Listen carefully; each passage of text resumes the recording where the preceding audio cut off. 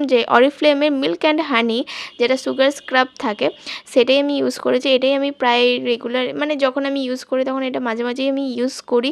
আর এটা খুব এত সুন্দর স্মেল মানে কি বলবো আমি। আর এটা ফার্স্টে ইউজ করলে এটা কোনো প্রেসার দিয়ে ইউজ করবে না, তার কারণ এর মধ্যে দানা দানা পার্টিকেলস থাকে যেটা স্ক্রাবের মধ্যে থাকে সেই রকমই বলছি। তো কিছুক্ষণ হালকা মাসাজ করার পর আমি মুখটাকে ফ্রেশ করে ধুয়ে নিলাম। আর ধুয়ে নেওয়ার পর এখনই আমার মনে হচ্ছে না এবার একটু স্কিনের যত্ন নিচ্ছি ফাইনালি। তো এটা হচ্ছে কায়াকাল্পে একটা ডিট্যান প্যাক। তো আমার সত্যি ক্ষমতা নেই পার্লারে গিয়ে বসে বসে ঘন্টার পর ঘন্টা সময় দেওয়ার। আমি নিজেই মনে হয় টাইম পাই না, ল্যাদ খেয়ে কাটিয়ে দিই। তো এই আমি টাইম বের করে করছি, এটাই আমার জন্য অনেক। তাই আমি বাড়িতে মানে প্যাকেটে যে পাউচগুলো হয় সেগুলো কিনে এনেই আমি লাগাই। এটাই আমার কাছে বেস্ট মনে হয়।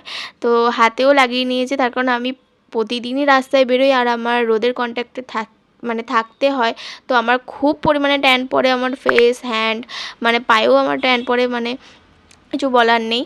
তো যাই হোক মাঝে মাঝে আমি চেষ্টা করব ট্যান রিমুভ করার। তো এটাই হচ্ছে আমার step by step skin care. তোমাদের কেমন লাগলো তোমরা জানিও।